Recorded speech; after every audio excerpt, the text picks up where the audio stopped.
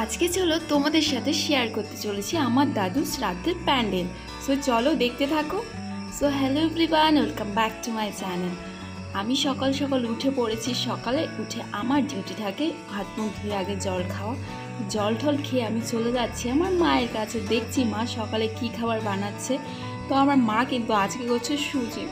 আমি একদমই সুজি খেতে ভালোবাসি না। তারপরে দেখছি মা এখানে চাও বসিয়েছে।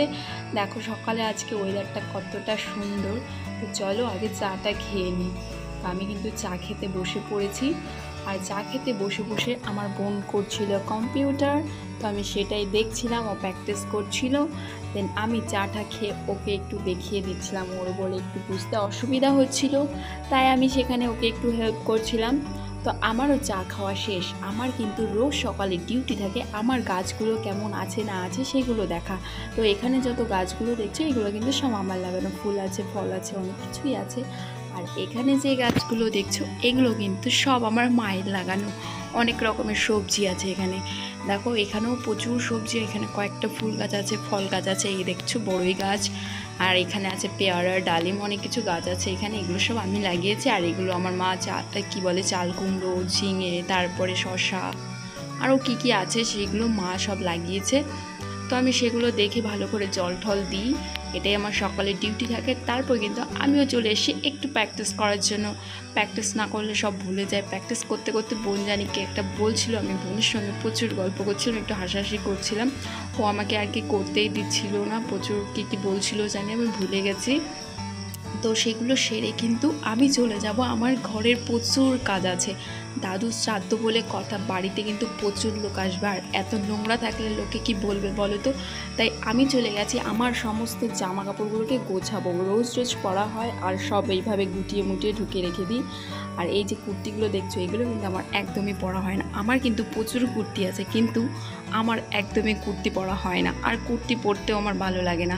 তারপরে কিন্তু কুর্তি পাট শেষ করে আমি চলে গেছি আমার জিন্সগুলো সব একসঙ্গে গোটানোর জন্য। রোজ রোজ একটা পরি আর খুঁজে পাই না কোথায় কি রেখে দিই, সব এক জায়গায় এলোমেলো করে রেখে দিই। তাই ভাবলাম আজকে একটু সময় আছে, তাই সব একসঙ্গে ভালো করে গুটিয়ে নিই। আর যেটা বলছিলাম, আমার দাদুর শ্রাদ্ধ দেখতে দেখতে কিন্তু 1 বছর হয়ে গেছে। দাদু আমাদের ছেড়ে চলে গেছে। তো কাল কিন্তু দাদুর শ্রাদ্ধ, তাই দাদুর শ্রাদ্ধ হবে, এর জন্য বাড়িতে প্রচুর লোকজন আসবে, তাই একটু ঘর তো একটু গোছাতেই হবে। আমার কিন্তু এরকমভাবে গোছাগুছি করতে প্রচুর ভালো লাগে। আর বাড়িতে যত গোছাগুছির কাজ থাকে সেগুলো কিন্তু সব আমাকে দিয়েই করানো হয়, কারণ কেউ এই গোছাগুছির কাজটা করতেই চায় না। আর আমার কিন্তু এই কাজটা করতে প্রচুর ভালো লাগে, তাই আমারগুলোই আজকে করব। আমারগুলো ছাড়া আজকে আর করতে পারবো না, আজকে আর সময় হবে না।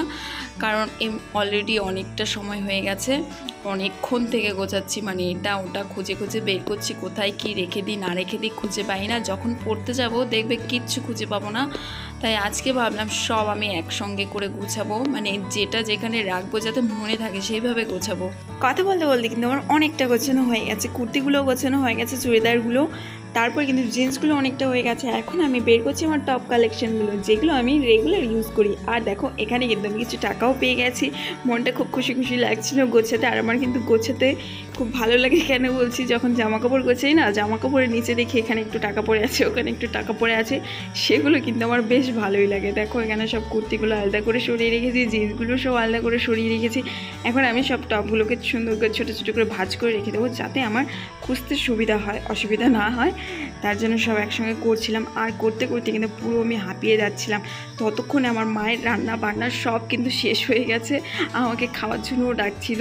তো আমি বলছি আগে পুরোটা গুছিয়ে নিই, তারপরে যাব, না হলে অর্ধেক কাজ যদি আমি ছেড়ে চলে যাই আমার কিন্তু আর ইচ্ছা করবে না করার জন্য। দেখো এখানে বসে পড়েছি, আমি কিন্তু হাঁপিয়ে গেছিলাম। আর আমার বোনের টাকার বক্সটা খুলেছে, তারপরে কিন্তু আমি চলে এসেছি একটু টাকা দেখতেও, কত টাকা জমিয়েছিল সেগুলো দেখার জন্য চলে এসেছিলাম। তো দেখে দেখে আবার চলে গেছে, আবার একটু ফোন ঘাটছি, এ করছি সে করছি, কারণ একটা কাজ না একসঙ্গে মানে একভাবে করতে আর ভালো লাগে না। তাই প্রচুর শরীর খারাপ হয়ে যায়, মানে শরীরটা কেমন একটা লাগে। আর আমি একটা জিনিস থেকে পুরো নাচানাচি করছিলাম মানে ফোনের মধ্যে।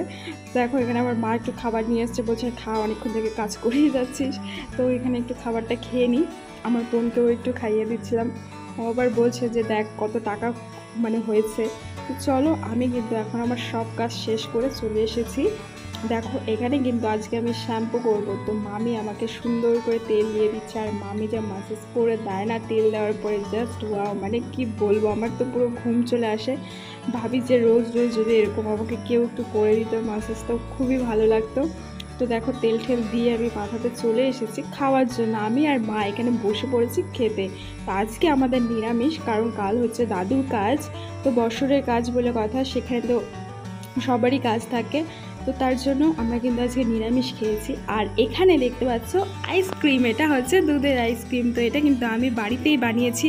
তো আইসক্রিমটা কি বলবো গাইস, এতটা টেস্ট হয়েছে না, মানে বলার বাইরে। 1 কেজি দুধ দিয়ে শুধুমাত্র 2টো আইসক্রিম বানিয়েছি। তো ভাবতে পারছো কতটা টেস্ট হতে পারে আইসক্রিমটা। আগেও একটা খেয়েছি, তো মাকে এর জন্য বলছিলাম যে তুমি কি আর একটু খাবে, তো মা বলছে থাকলে দে একটু। তো মাকেও একটু দিয়ে দিয়েছি। আর আমার আইসক্রিমটা প্রচুর টেস্ট হয়েছে। তোমরা যদি দেখতে চাও তাহলে এই রেসিপিটি আমি তোমাদের সাথে শেয়ার করতে পারি। আর এখানে কিন্তু আমাদের গাছের প্রচুর আম পেকে আছে, সেই আমগুলো কেটেছে আমার মা দুপুরবেলা। তো বলছে একটু খা। দেখেছো, খাওয়া দাওয়া করে কিন্তু আমি স্নান ধান করে চলে এসেছি একদম ছাদের উপরে, যেখানে হবে দাদুর কাজ, মানে খাওয়া দাওয়ার যে প্রোগ্রামটা হয় এই ছাদের উপরেই করা হবে। আর এখানে কিন্তু সবাই দেখো ভাই বোন মিলে সবাই মিলে চলে এসছি একটু আড্ডা মারার জন্য। আর প্যান্ডেল করছিল সেগুলোও দেখার জন্য চলে এসছি। আর চলো একবার তোমাদের প্যান্ডেলটা ঘুরিয়ে দেখিয়ে দিই। এখনও কিছুই হয়নি প্যান্ডেল, তো ওরা কাজ করছে বিকেলবেলা।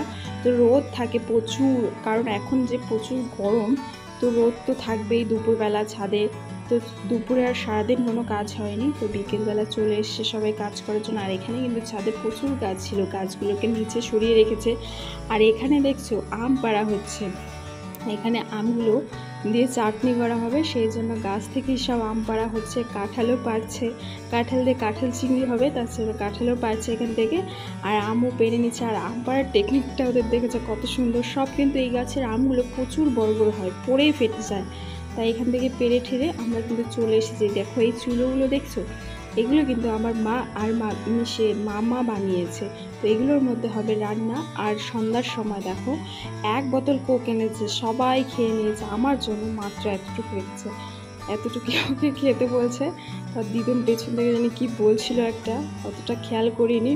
আর এখানে বোন বলছে যে আমি খেয়ে নিয়েছি, তো একটু বরফ নিয়ে আসছে, বলছে যে তোমাকে একটু বরফ জল গুলিয়ে দিচ্ছি, তুমি ওটাই। আমি ওকে বললাম থাক, আমার আর উপকার করার দরকার নেই, তুই আমাকে এক টুকরো বরফ দিস, সেটাকে আমি মুখে ভালো করে ঘষে নিই।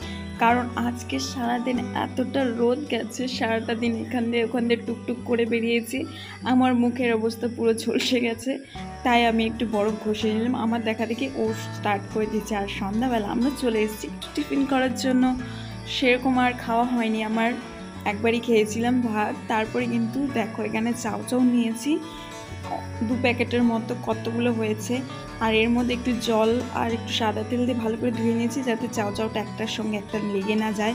আর চাউ চাউ বানাতে গিয়ে আমাদের সাথে যেটা ঘটেছে তোমাদের সাথে শেয়ার করি। একটা বাড়িতে বসিয়েছি চাউ চাউ, সেখানে আলুটা শুধু ভেজেছি, গ্যাস শেষ হয়ে গেছে। আরেকটা বাড়িতে গিয়ে চাউ চাউটা বসিয়েছি, সেখানে থেকে শুধু একটুখানি লবণ হলুদ দিয়েছি চাউ চাউয়ের মধ্যে, আর কিচ্ছু দেওয়া হয়নি। একটু তেল আর আলু ভাজা ছিল, সেটাই দিয়েছি, আর কিচ্ছু দেওয়া হয়নি।